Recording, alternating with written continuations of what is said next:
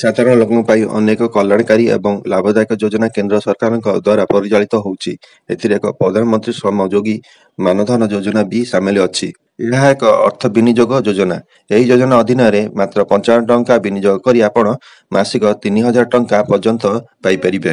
ଏକ ସରକାରୀ ଯୋଜନା ହୋଇଥିବାରୁ ଏହି ଯୋଜନା ସମ୍ପୂର୍ଣ୍ଣ ସୁରକ୍ଷିତ ଅଟେ। ଏପରି ପରିସ୍ଥିତିରେ ଯଦି ଆପଣ ଏହି ଯୋଜନା ପାଇଁ ଆବେଦନ କରନ୍ତି, ତେବେ ପ୍ରଥମେ ଆପଣ କିଛିଟା ତଥ୍ୟ ବିଷୟରେ ଜାଣିବା ଉଚିତ।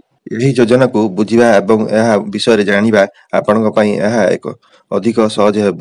ତେବେ ଜାଣନ୍ତୁ କ'ଣ କରିବାକୁ ପଡ଼ିବ ଏବଂ କିଭଳି ଏଥିରେ ଫାଇଦା ଉଠାଇବାକୁ ହେବ। ଯଦି ଆମେ ପ୍ରଧାନମନ୍ତ୍ରୀ ଯୋଗୀ ମାନଧନ ଯୋଜନା ବିଷୟରେ ଆଲୋଚନା କରିବା, ତେବେ ଏହି ଯୋଜନା ବିଷୟରେ ଭାବରେ ସେହିମାନେ ପାଇଁ ଆରମ୍ଭ ହେଉଛି ଯେଉଁମାନେ ସଂଗଠିତ କ୍ଷେତ୍ରରେ କାର୍ଯ୍ୟ କରନ୍ତି।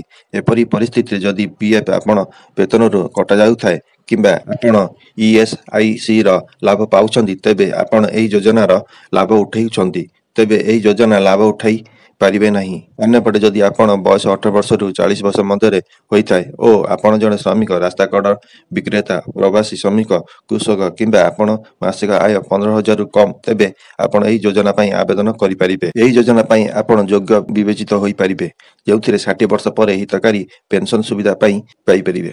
ଆପଣ ପ୍ରଧାନମନ୍ତ୍ରୀ ଯୋଗୀ ମାନଧନ ଯୋଜନା ପାଇଁ ଆବେଦନ କରିବାକୁ ଚିନ୍ତା କରୁଛନ୍ତି, ତେବେ ଆବେଦନ କରିବା ସମୟରେ ଆପଣଙ୍କୁ କିଛିଟା ଡକ୍ୟୁମେଣ୍ଟ ଆବଶ୍ୟକ ହେବ।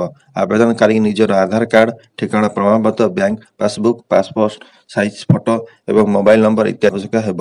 ଏହି ଯୋଜନା ପାଇଁ ଆବେଦନ କରିବା ପୂର୍ବରୁ ଯଦି ଆପଣ ଏହି ବିଷୟରେ ଅଧିକରୁ ଅଧିକ ସୂଚନା ପାଇବାକୁ ଚାହାନ୍ତି କିମ୍ବା ଏହି ଯୋଜନା ବିଷୟରେ ନିର୍ଦ୍ଦେଶାବଳୀ ଜାଣିବାକୁ ଚାହାନ୍ତି, ତେବେ ଆପଣ ଏହି ଯୋଜନା ଅଫିସିଆଲ ପୋର୍ଟାଲ ଭିଜିଟ୍ କରିପାରିବେ। ଏ ଭିଡ଼ିଓଟି ଯଦି ଆପଣଙ୍କୁ ଭଲ ଲାଗିଥାଏ ଗୋଟେ ଲାଇକ୍ କମେଣ୍ଟ ନିଶ୍ଚିତ କରନ୍ତୁ ନୂଆ ନୂଆ ଭିଡ଼ିଓ ଦେଖିବା ପାଇଁ।